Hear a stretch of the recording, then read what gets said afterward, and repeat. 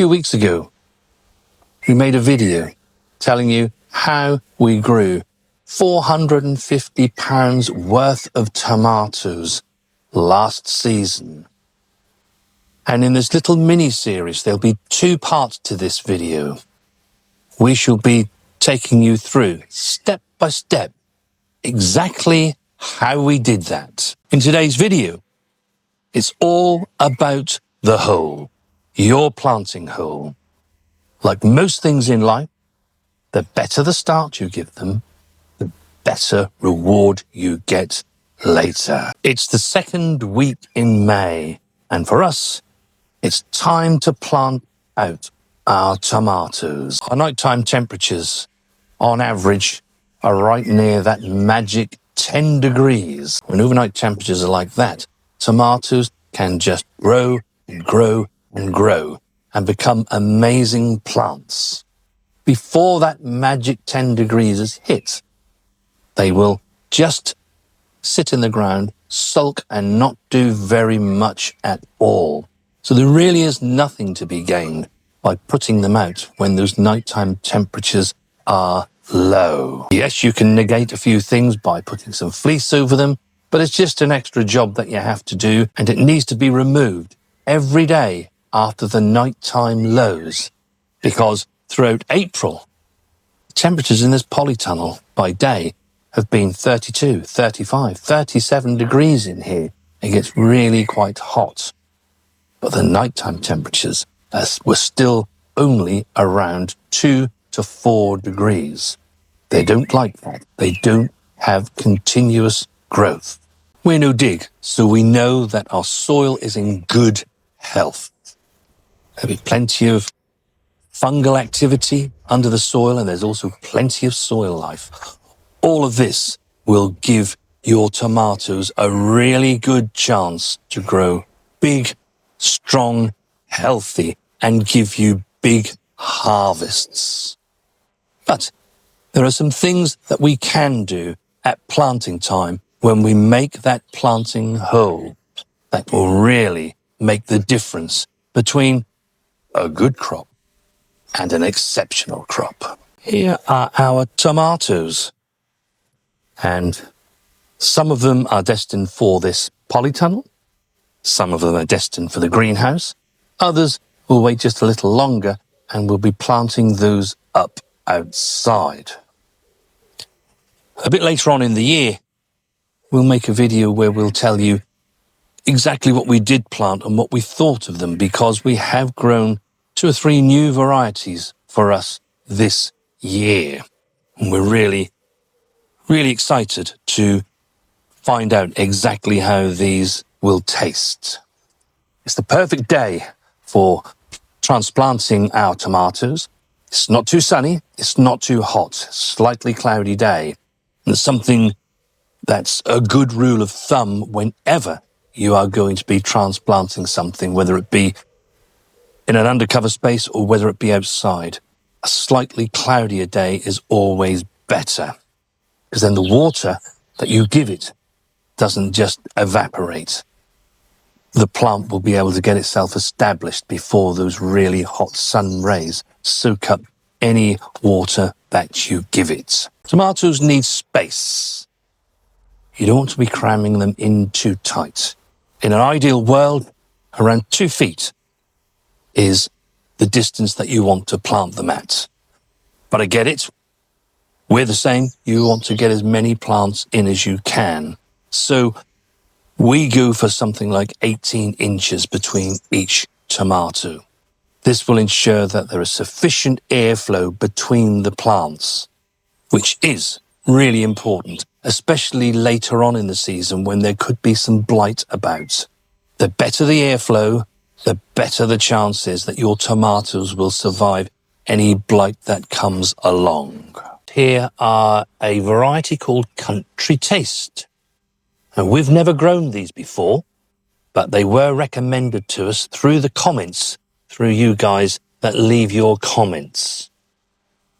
And you can see that Mrs. W has already made sure the strings are in place. We use the string method to grow our tomatoes. First thing you need to do is to dig a hole that's deep enough to accommodate your plant. And when I say deep enough, you need to make it deeper than you actually think you're going to need it.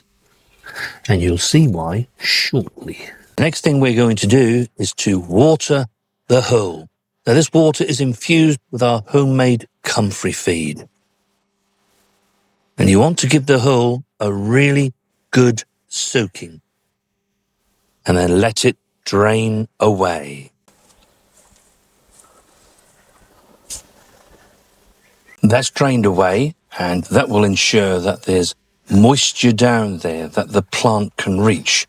When we eventually cover it over, that dampness will stay there for some time because it's quite a way below the surface of the border. The next thing we're going to do is to add some crushed eggshells. 1 teaspoon.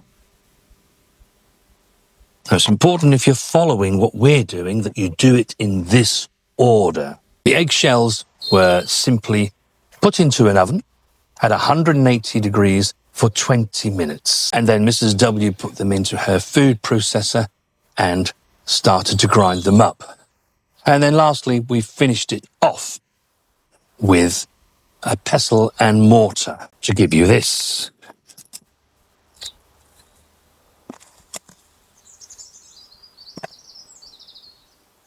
And I do think it's a really good story that not only do our chickens feed us with fresh eggs every day, not only are they actually making amazing compost at this moment in time for us, also they are providing something that can add calcium to our tomato plants that will ensure that we don't get any troubles from blossom end rot. The next thing I'm going to do is to add a handful of our worm compostings.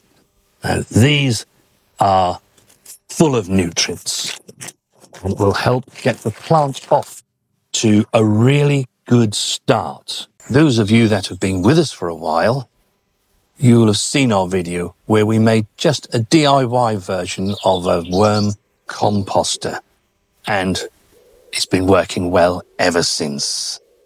Every time there's some ready, we just add it into the compost bag and leave it there until we actually need it.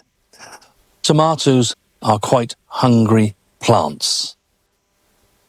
The better quality of nutrients you can give them, the better they will reward you.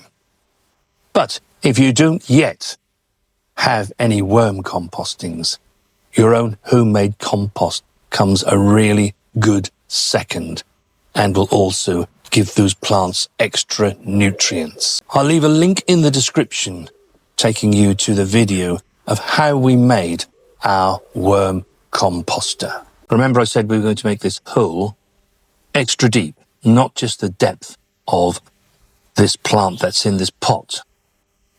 The reasons are is that first of all, we're adding things to the hole, but also we're going to be taking the bottom leaves off.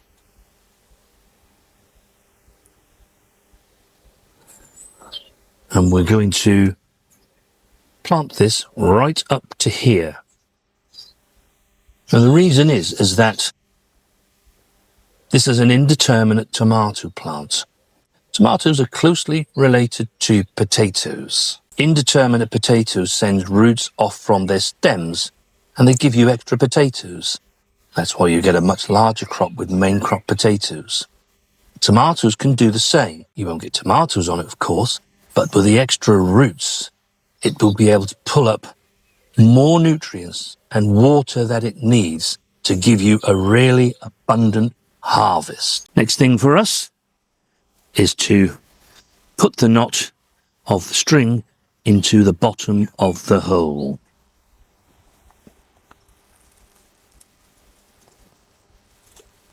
Then we shall pop the plant out. It's got a really great root system, and in she goes. All we do is backfill around it.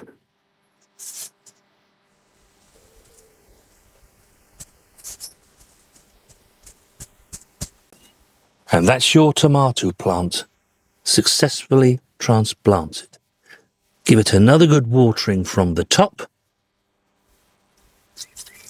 to help the roots to settle down into its new home. There we are. The polytunnel is planted up. Our tomatoes are up and running. And I know that by doing the things we did to that planting hole, our tomatoes will have the very best possible start to life. But also, a little bit later on in their life, it will safeguard us against things like blossom end rot. This is just part one of growing your best harvest of tomatoes ever. Part two will come a little bit later, and there's one or two more things that you can do that we can tell you about that will ensure that you get a really, really great harvest, fantastic harvest of tomatoes. So do make sure you're subscribed to the channel, and do make sure you've turned those notifications on, and then you won't miss any upload that we put out there. If you like this video, please do give us a like. I mentioned at the beginning that last year we grew 450 pounds worth of tomatoes. If you haven't yet seen that video, then why not watch that video next?